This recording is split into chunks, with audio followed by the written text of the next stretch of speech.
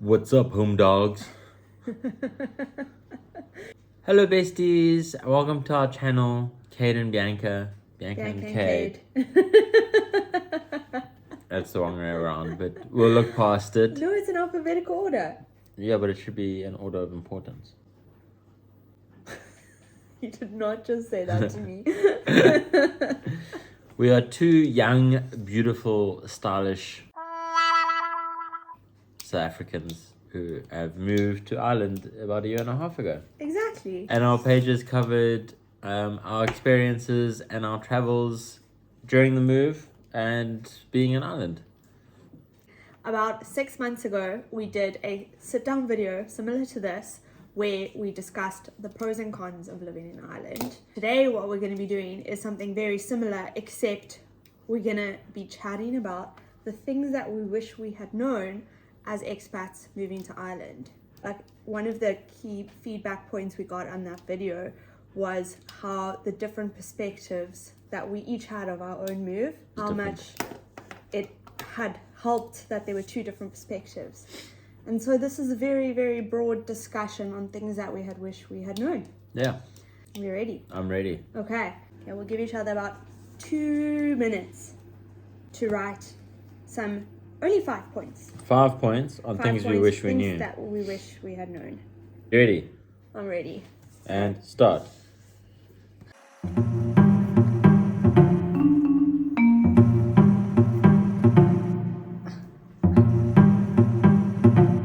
this is tough.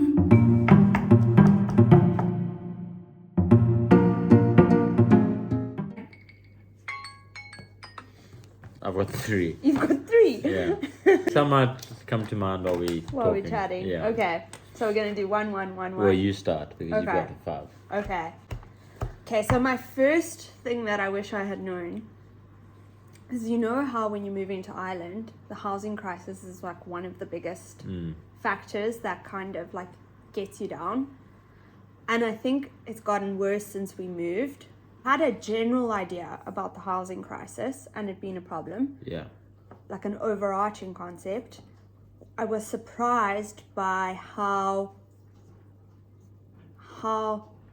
correct it was. Yeah. How correct the concept was. But at the same time, when we got here, I had high expectations. Then we were going through the process of trying to rent a place. My expectations dropped very low, and there was about a week where I was like, we're not going to find a place. And it was stressful, and it was just, and then we landed up securing 2 apartments. Yeah. And then similarly to like some of the people that I've spoken to that have moved since us, they said the same thing. They expect the worst, and then they're surprised when they actually get offered the apartment to rent. So there's 2 sides of it. Like, number 1, I wish I had known and had kept my expectations low so that I wasn't initially disappointed. But then number 2, like, if you have everything in place, you have a deposit, you have references, you have good jobs, or you have jobs lined up, or even if you don't have jobs lined up, you have a plan in place, like finding it's possible. rentals. Like, you can. It will land up happening for you. My first one was similar. I kind of bulked a lot into one, where I wish I knew how expensive Ireland was. Okay. Like, I knew coming to Europe it was obviously going to be a lot more than South Africa. Like, things were going to be more. But I didn't know that Ireland was like one of the more expensive places in Europe. Okay. You know? Yeah. So like, just in general, eating out, food and drinks, housing, rent, like the price of houses, the price of rent. Like, I think that was a shock. That it was so much more. That would have, like, I think it took a while to adjust our living habits to suit being in Ireland. I have a different perspective on that. In terms of wealth and savings, even though things are more expensive, but in terms of like our general financial situation, I feel better off in Ireland. But I think that the perspective here is that we were very young professionals in like the first 2 to 3 years of our careers in South Africa. I suppose there's other places like in Europe where we'd earn what we're earning And have but have much more fewer disposable. expenses. Yeah, that's quite interesting. Your turn. Okay. The other thing that I wish I had known is when you come to Ireland, you need a proof of address in order to open a bank account, in order to get a PPS number. What else do you need a proof of address for? Is it just those license two? license, driver's Exchanging license. your license, like all of the To administration. do anything, you need proof of address. You need proof of address. And you can only get a proof of address if you get a rental. And sometimes what they ask for when you're trying to get a rental is PPS number and bank statements that you can't open until you get the rental. So when we first landed and all of these requirements for documents came at us, we were like, how does one person get set up if you need these documents kind of like go in a circle, like you have to break the chain at some point. Yeah. But that's exactly it. You break the chain at some point and something has a loophole and then you just go for it. Yeah, it's very strange how it all goes around. So I got a PPS number by using my friend's address, because we were actually staying with them for about 2 weeks. I used their address in order to get a PPS number. To open a bank account, we had already moved in here. The landlords had given us the property despite not having an Irish bank account. Well, we had Mons and Revolut. Yeah, we had Revolut at the time. So yeah, they are like, it's just shocked me when we initially got here and I was like, I don't understand why it's like this loop. Yeah. How is anybody supposed to find a rental if you need all of these documents to find a rental, but you can't get these documents without the rental? It was just And if you don't have a PPS number, then you don't get paid your full salary. You get taxed at a higher rate called emergency tax. So then you got to find a rental that you can afford while being taxed, and then can you apply for your PPS. And fortunately, you do then get a refund with your emergency tax. You do, yeah. But you still got to make it those couple of months. Being emergency taxed. Emergency taxed. Yeah. My emergency tax was, I think I calculated 55%. Oh, wow. Of my salary at that point was going to revenue because I didn't have a PPS number. So I was getting less than half of what my salary should have been. Like less than half of my gross salary was coming into my account because of emergency tax. Now, my refund was really, really nice. Bonus. It's like a nice way to save some money, but still, yeah. Okay, next one. I think, again, this would probably be me. I wish I knew that although Ireland's in Europe,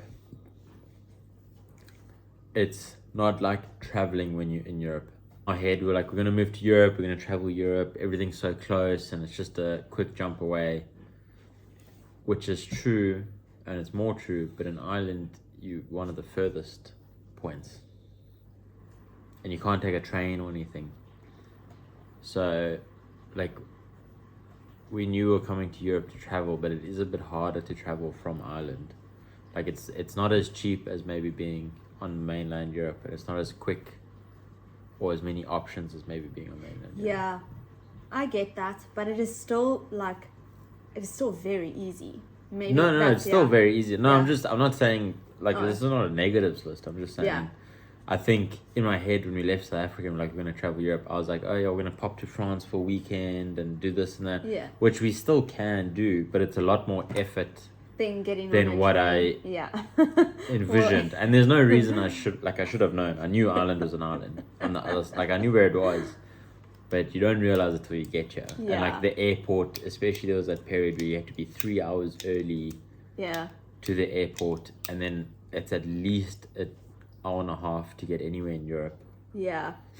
So, like, leading on with this, another South African told me earlier this week that when they first got to Ireland, they were surprised that they couldn't use their Irish residency permit to go into Europe because they thought Ireland is part of the EU. But actually, in reality, Ireland is part of the EU, but it's not part of the Schengen area. It's not a Schengen state. So you need a separate visa as a South Depending African. which visa you have. Yeah. So I can travel Schengen countries on my visa, but that's because of my continental wife. So there are certain visas that you can travel, but yeah, a general work visa or living visa, you still need the Schengen. You still need the Schengen. A Schengen to go into Europe. My next one is, this is actually maybe more personal. When I first moved here, like, we have some of the most incredible friends and obviously family in South Africa. So when I moved here, I was like, we're going and we're going to go on this amazing adventure, and like those friendships that we have built and that we've made in South Africa that have lasted so long, they're my forever friendships. Like, they're my friends and my family are my friends and my family in South Africa. And when I moved here, I think I'd like kind of put up a wall and said like, oh, well, you know, I'm never going to make as good friends as the friends that I have back home. And to be honest, like, my friends that I have back home, I love them so much. I wish they would all move to Ireland. But within, like, since I've dropped that guard down, I wish I had known to drop that guard down sooner, because when you're expats in a country, you have like these shared experiences, and building friends that are family and that community of people here in Ireland is probably one of the best things that we've done, and we've made some of the best friends that I think will be friends for life. Yeah, I think that's a good one. I think no matter how old you are or where you travel, you can always make or meet amazing people and make really strong good friends. Yeah. I wish I knew. I don't have much more, my love. Let me think. I wish I knew how easy it was. Easy it was? To move. Like, we're young. We have no kids. We didn't have any real assets in South Africa. But it was yes, there was a bit of admin involved in that, but it was really easy to move. Yeah. Like, we literally bought a ticket and moved, and within 2 months we both had jobs and a place to live. That's true. And had like made friends and settled. Yeah. Like, yes, there was a bit of work to do, admin and visas and running around, and it was a bit stressful, but like, I think you go in your head and you're like, oh, I'm too old to move, or I can't do this, or it's not worth it, and you do it, and before you know it, you're gonna have been settled and it's gonna be done. Yeah. Like, it's a daunting thing in front of you, but you get past it and you look back and you're like, actually I did this and I'm settled. Yeah. That's actually a really good one, because like, it seems so easy now that we like the benefit of hindsight. It seems like it was easy. At the time it was stressful. Yeah. But actually I think it was, I don't know, that leads into mine. My last one was, well, my second last one was, I wish I'd known that everything was going to be okay. Yeah. You can ask Kate, I was so stressed in the days leading up to like our official move.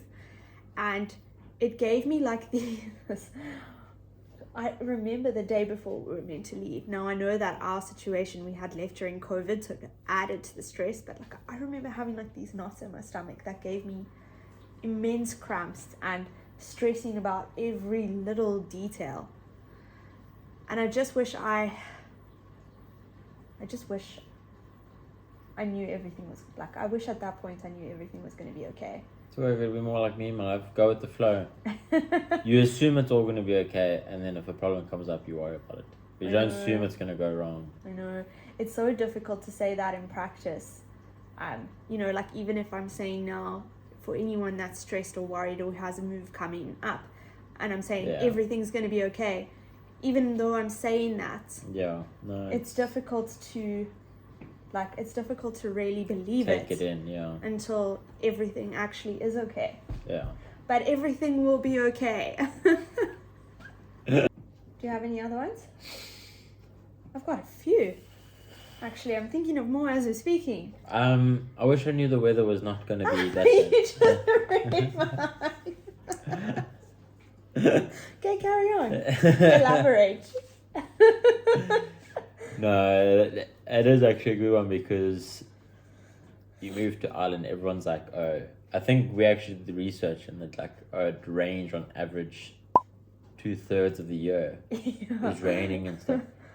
But there's 2 points that it really doesn't feel like it. Point 2 is the rain we get in South Africa and the rain you get in Ireland are two Different completely different things. types of rain, yeah. Like the rain here is very soft, very light for most parts.